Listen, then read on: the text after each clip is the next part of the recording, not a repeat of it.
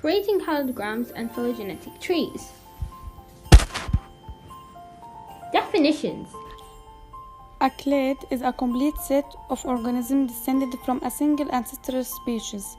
Phylogeny is the evolutionary history of a set of taxonomic groups. Phylogenetic tree is a chart representing the relationship among organisms. As we see here, a species is the north category of an organism. Taxon is a taxonomic group. Divergent evolution is evolution away from a common or similar character state. Monophyletic is having a common ancestor. We have some important key points. Organisms are more closely related when they share more traits. The echidna and the platypus are both egg-laying mammals, called monotremes. They possibly have shared a common ancestor about 30 million years ago. Traditional taxonomic distinction can describe how organisms are related. The hyrax and the elephants have in common a very primitive reproductive system, similar teeth structure and unique inability to regulate their body temperature. Divergent evolution results in groups from the same ancestral source becoming increasingly different over time, also causing speciation. The accuracy of phylogenetic trees is improving over time as a new evidence is found. A monophyletic group is a group of species that had descended from a different ancestral species. In contrast to the monophyletic group or clade, a paraphyletic group consists of a single ancestral species and some of its descendant species. Questions! Are all organisms that are in the same family also in the same order? Yes or no? Okay.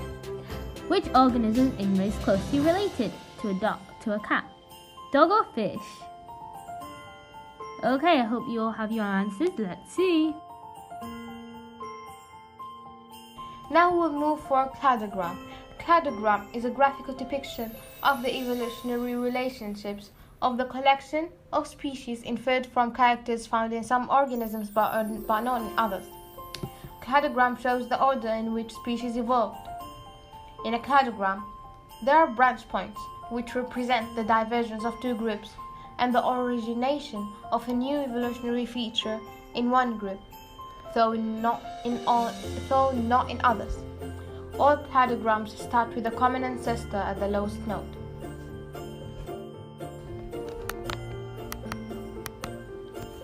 And now, based on the phylogeny shown below, the only species that will possess character C is.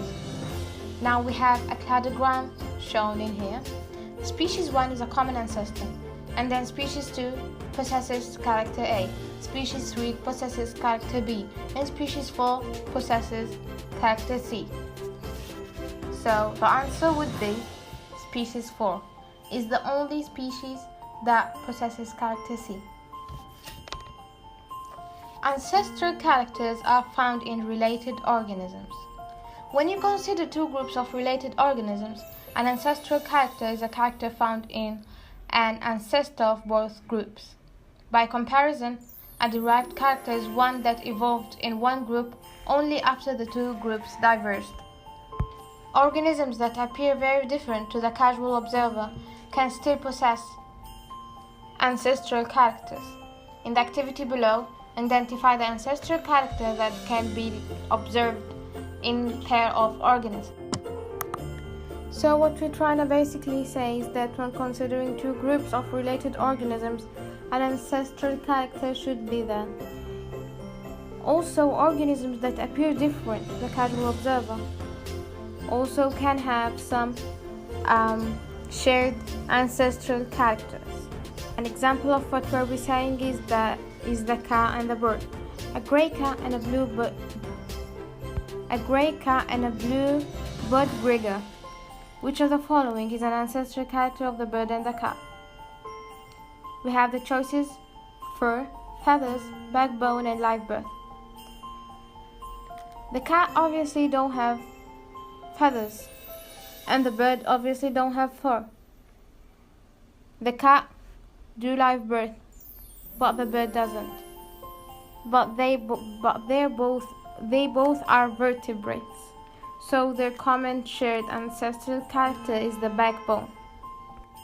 Now we're done with ancestral characters.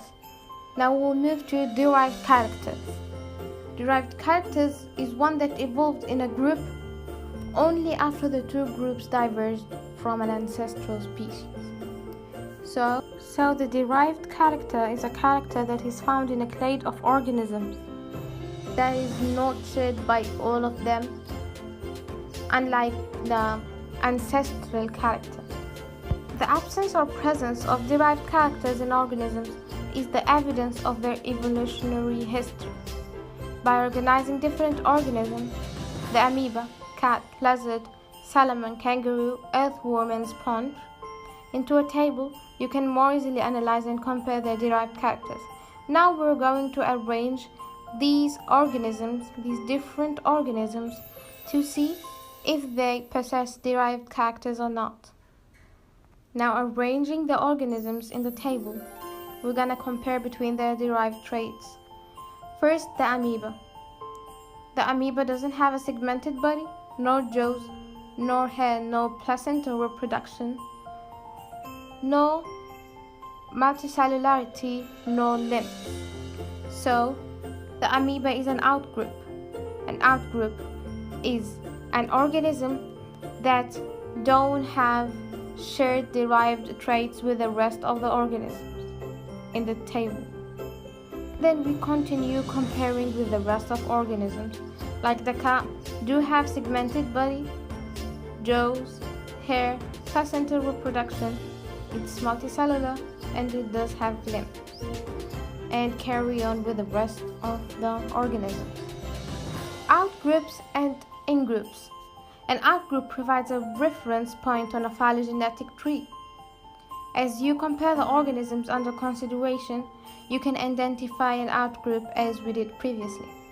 The outgroup is a group that doesn't appear to be closely related to the ingroup, the group of interest, and is the species with the fewest derived characters, as we saw in the example. In the previous example, the amoeba had no derived characters. A cladogram is constructed from the data analyzed in the table.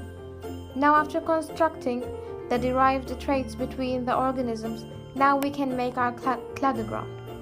The table below has been rearranged to put the organisms in order from the fewest to the most derived characters. An outgroup is at the topmost of the table. Now we arrange them by the number of derived groups they share together. First is the amoeba, because it has no shared derived characters. It's an outgroup, so it should be at the topmost. And then we got sponge, earthworm, which has 2 shared derived characters, salmon, which has 3, and then lizard, which has 4, kangaroo has 5, and cat has 6. Now we are constructing our cladogram from the table we just did. Here we arranged them from the least common shared derived traits to the most, and that will make our job easier while constructing the cladogram. And now we're gonna make our cladogram. We're gonna arrange it starting with the outgroup, which is the amoeba, and then sponge, and then earthworm, and then salmon, lizard, kangaroo, and cat. Consideration of molecular characters. DNA and other macromolecules provide evidence of relationship among groups. Now we knew how to arrange the organisms according to morphological characters.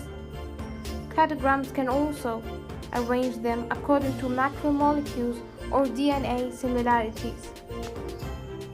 For example, the cladogram of a modern canine species was developed by comparing the genetic sequences.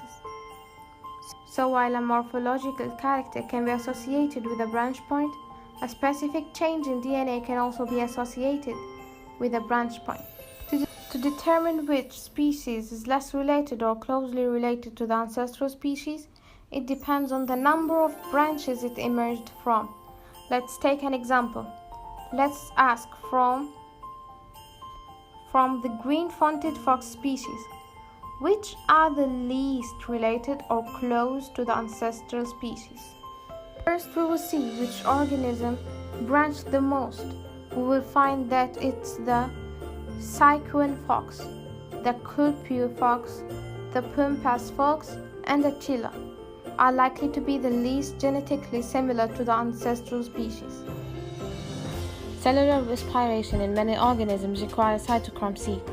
Cytochrome C is a large protein that has been highly conserved over the time. It's found in many organisms in similar form. We can predict that if two species have two differences, they shared a common ancestor relatively recently. For example, the prediction on the table below shows that the horse and the donkey are the most similar because they have the lowest cytochrome C amino acid differences. As we can see, the horse and the donkey has the least cytochrome C amino acid differences.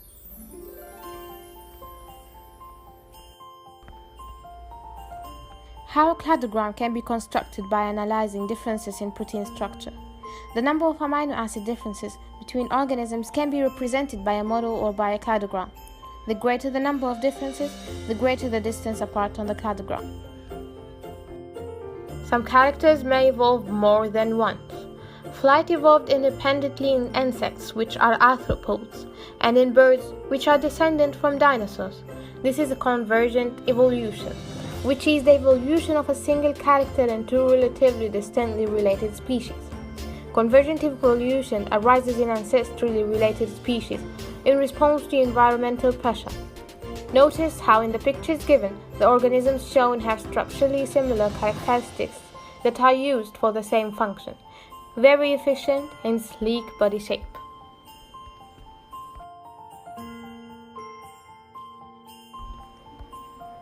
In simpler words, a cladogram with a few steps that explains the evidence is most likely interpretation of the data. A step in the case of creating a cladogram is a divergence, which is the formation of two species from one. Some evolutionary processes occur faster than others. Maximum likelihood analysis uses mathematical modeling to better predict relationships between organisms given what is known about differences in mutation rates. However, in reality, not all changes are equally likely to occur. Mutations in different nucleotides or different codons are more likely than other mutations.